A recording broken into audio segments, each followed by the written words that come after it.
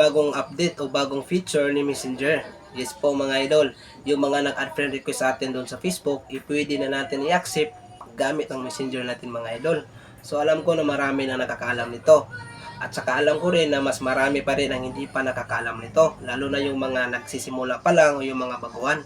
So mga idol, para sa inyo to, ganito lang po ang gagawin. Mga idol, pasok tayo sa Messenger. Tapos tap natin itong tatlong dot sa ibabaw.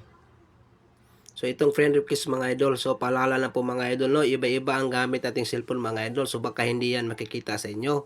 Pero try nyo lang mga idol, wala namang mawawala mga idol kasi para din sa atin to, para sa atin to. So tap nyo ang friend request. So yan po mga idol, so makikita na po natin yung sino-sino yung nag-add friend request sa atin doon sa Facebook. So pwede natin silang i-accept mga idol, so itong respond. So tap natin itong respond mga idol. Matapos ma-respond na yan mga idol, so automatic na magiging free natin yan sila doon sa atin sa Facebook. So gandun na po kadali mga idol.